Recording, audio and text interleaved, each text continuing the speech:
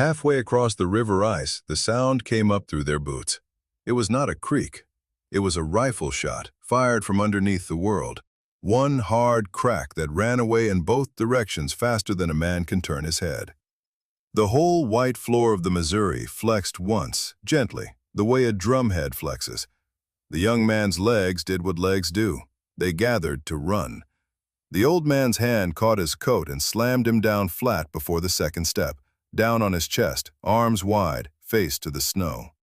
And then, while the ice ticked and whispered under them both, the old man did the thing that made no sense to any nerve in a human body. He lay down flat himself. Then he crawled toward the only sheet that had not already split, out over the middle, away from the flooded track behind them. For this crossing, forward. Not because forward was safe, but because the route behind them had ceased to exist. To understand why a man with 30 years of river in his hands crawls toward the danger side of a breaking river, and why the young man who ran for the safe side nearly paid for it with everything, you have to go back 4 days, to a Monday in March of 1892, when the ice of the Missouri was still a road, and 2 fishermen walked it to town without a second thought. Between that Monday and that Thursday, a warm wind blew. That was all. A warm wind for a week. It was enough. In winter, the river was the best road in Dakota. From December on, the Missouri froze a lid over itself, and the country used it. Sledges crossed it. Wood teams crossed it. Whole herds were driven over it. On the west bank, up a draw from the water, stood the cabin where Joe Rennick lived with his wife, Mara. On the east bank stood the town. All winter, the river between them was not a barrier. It was a street. Joe Rennick was 49, and he had worked the river for 30 years, fishing under the ice all winter, cutting wood on the islands, running set lines in the open seasons. 2 habits went everywhere he went, and both got laughed at in town. In his right hand, an ice spud, a heavy iron chisel on a shaft for cutting fishing holes.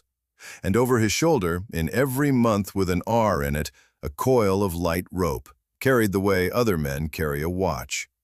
Nobody had ever seen him use the rope. That, Joe said, was the point of it. With him that year worked Charlie Decker, 22, Mara's young brother. First winter on the river, strong as new rope and fast as a startled colt, with a young man's full confidence in both. On Monday they had crossed to town, and the crossing had been beautiful. Where the wind swept the snow off, the ice showed clear and dark, and Joe's spud rang on it like a hammer on an anvil. Old river sayings called that the stronger kind, and distrusted cloudy white ice. Joe trusted neither saying by itself. Current, temperature, thickness, and the sound under his iron mattered more than color. They spent the week in town, sold the winter's fish, settled the accounts, and bought the spring outfit: flour, coffee, nails, salt, and a crate with a real glass window in it for Mara, who had cooked 10 winters behind oiled paper. And all that week, the south wind blew. It blew soft, and it blew warm, and it never once quit. Eaves dripped in town. The horses stood steaming. Men in the store said the river would be getting tender, and laughed. And Joe listened and did not laugh, because a week of south wind in March does a month of January's work, and does it from underneath. Thursday morning, they stood on the east bank with the packs heavy on their backs and looked across. The river said nothing. The snow lay over it, white and even and blank as a pulled shade. And beyond it, on the west bluff, a thread of smoke stood up from Joe's own chimney. Mara keeping the stove. The bridge crossing was a full day around with the packs. The river was 40 minutes. Joe stood a long moment, reading a surface that would not be read, and then made the mistake that honest men make. He trusted the ice he knew, Monday's ice. His own line of crossing, walked 100 times, rung true 100 times, 4 days ago. He led off onto the river on Monday's road with Thursday under it. Under the snow, ice has no color.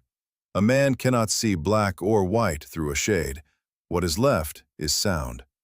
So Joe crossed the way 30 years had taught him, the spud swinging down on every third stride, hard, and his whole head listening. Good ice answers iron with a ring, a live, tight singing note like a struck rail. And for the first third of the river, that was the answer. Ring, ring, ring. Charlie grinned at the old man playing his one-note tune and walked half a length ahead, packs creaking. At mid-river, the tune changed. The spud came down, and the ring did not come back.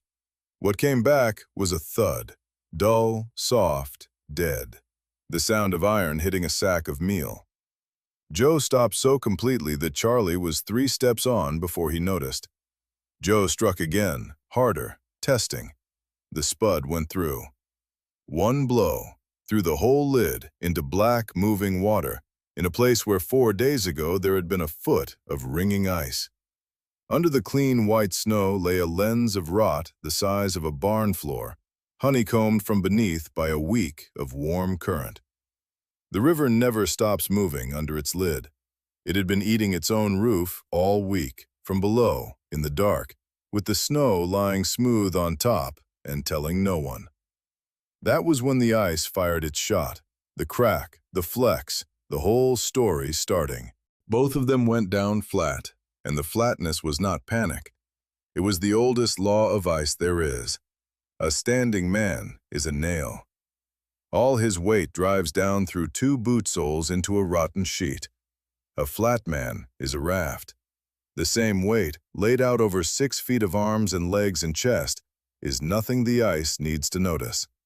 Stand up, and you are a chisel.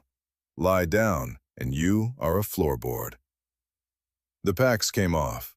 Joe slid them ahead, pushed them along the snow, and started the crawl. Spud reaching out ahead of him, tapping, listening, an arm's length at a time. And behind them, when he turned his head to check the way back, Joe saw the thing that closed that door forever. Their own boot prints, all down the line they had walked, were turning dark. Water was rising up into each track, gray and quiet, print by print, like the river filling out a signature. Walked on ice is broken in ice. Every step they had taken had crushed the rot a little further, and their trail was now the weakest line on the whole river. Forward, the ice was untested, but it remained one sheet and offered the shorter distance. Backward, their own line of holes had joined a widening crack, and water was spreading over their footprints. On ordinary uncertain ice, the known route back would have been the sensible retreat. This was no longer that route. Joe made the call flat on his belly, and the call was the whole story. Forward. Crawl, one man at a time, and do not stand up for anything. Charlie held for 10 minutes, and then his nerve went the way young nerve goes, all at once, and in the direction of home. Not the cabin, the town. Charlie could see real buildings and solid streets behind them. Between him and those streets lay their earlier trail, but the crack had opened through it since they passed. His body remembered a safe route that was no longer there. He was up and running before Joe could reach him.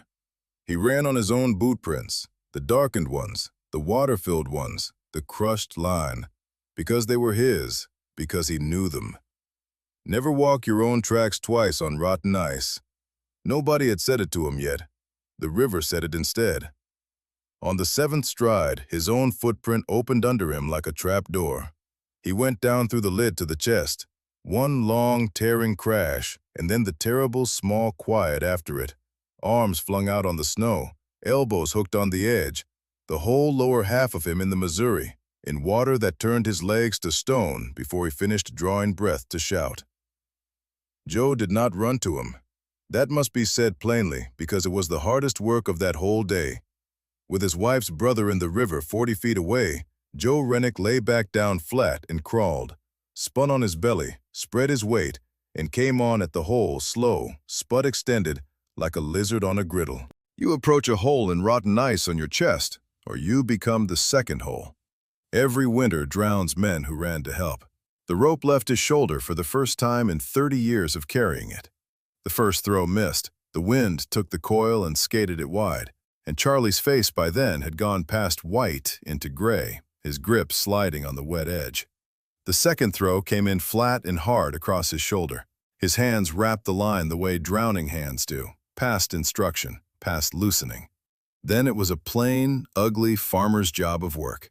Joe flat on the ice, the spud driven in as an anchor, hauling with his whole body while the edge of the hole broke twice under Charlie's elbows, the hole chewing toward him, a foot each time, until finally enough of the boy was out on the sheet that flatness could do its work, and Charlie slithered clear, soaked to the shoulders, steaming like a horse. The packs stayed. There was no argument, and there was no ceremony about it. The flour, the coffee, the nails, the salt, and the crate with Mara's window glass in it, the first real glass of her married life, stood out on the rotten mid-river ice in the failing light, and Joe looked at it once and left it to the river.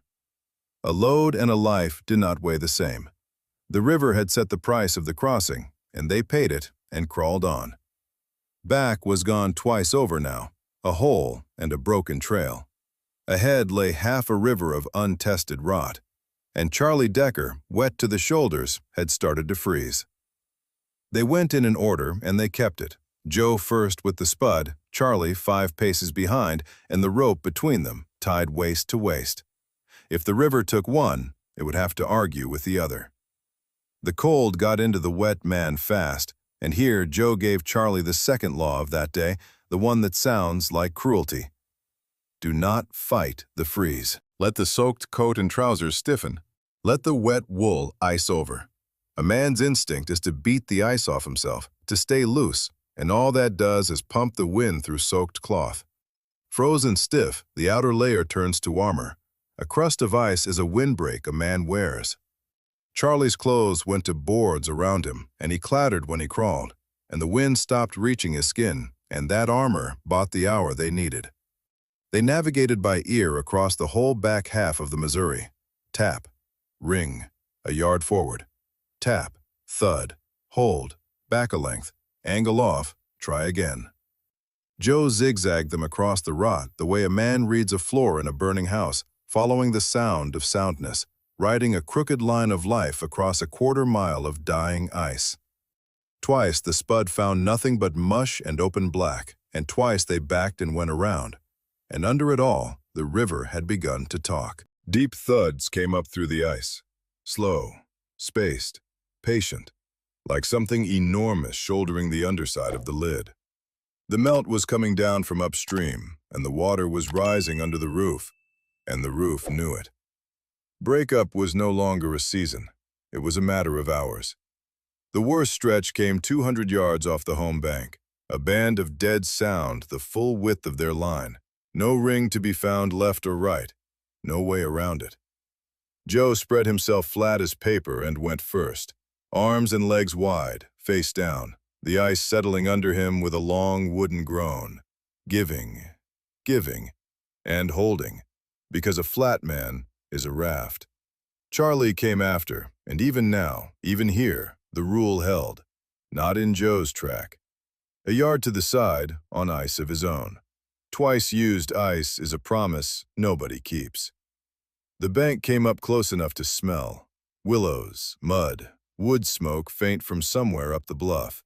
And at the bank, the river played its last card. A shore lead. A moat of open black water lay between the ice sheet and the land, wide as a wagon box, where the warm bank had melted the ice free of the shore. 10 feet of river, open and moving, between them and Dakota. The bridge was the river's own wreckage. A slab of broken floe lay stranded upstream, and Joe worked it loose with the spud and walked it down the lead and wedged it corner to corner, ice to bank. A gangplank of the very stuff that had tried all day to drown them. Charlie went over first on all fours because the wet man goes to land first, always. Then the packsless, riverless old man came over after. They lay on the frozen mud of the west bank, their own bank, and breathed. They were a mile below the cabin, in the blue end of the light, with the wind swinging north and the night coming on hard freeze. Land was under them, warmth was not. The wet man's clock had been running since the hole, and it was running out. Charlie's talk had gone strange on the last stretch. Slow answers, wrong words, a laugh with nothing behind it. Any riverman knew that music. A mile of brush and bluff in the dark, in iced clothes, on his legs. Those were miles Charlie Decker no longer had. Walk for the cabin now, and Joe would carry the last quarter of him. So Joe made the night's choice, and it was no choice at all. Fire here, fire now, or nothing ever after. The bank itself offered the place, a cutbank hollow, a scooped underhang of frozen earth out of the wind, roofed with old roots. Wood lay everywhere for the taking, and there was a bitter kindness in that. Driftwood, the river's own leavings, stranded man-high along the shore ice, gray, dry, light as bone, the best burning wood in the world. The river had spent years laying up the woodpile its survivors would dry themselves beside. Then Joe did the thing that separates the men who make fires from the men who are found beside match ends. He did not strike a light, not first. First he built the whole fire, finished to the last stick, because a wet, shaking man gets one match's worth of luck, and the fire must be ready to take it. From the tin in his coat, the tin that rode next to the rope in the inventory of laughed-at habits, came dry birch curls and wax matches, 30 years of habit in a box the size of a testament. The tinder nest, the shaved kindling, the pencil wood over it, then the finger wood, then the split drift, all stacked, all leaning, all waiting. A slab of plank set up wind as a shield. The whole architecture of the flame, standing complete and cold in the dusk. Then, and only then, he struck. The first match the wind took anyway, a flare and gone, one whole life of the 3 in the 10. The second he struck inside his coat, in the cave of his cupped hands, and fed to the birch curl like a spoonful to a sick child. It caught. The curl, the shavings, the pencil wood, the whole waiting structure taking flame in order, story by story, until the cutbank hollow filled with light and the frozen earth wall behind the fire began to throw the heat back out onto them like a hearth, a reflector the riverbank had built for them, ready-made. The night went by in shifts of steam. Charlie was peeled and turned and dried a side at a time, his bored, stiff clothes standing on stakes at the fire's edge, fog rolling off the wool. Joe fed the flame and did not sleep and listened to the river and had his own hour with himself in the dark because he had earned it. He had chosen that crossing.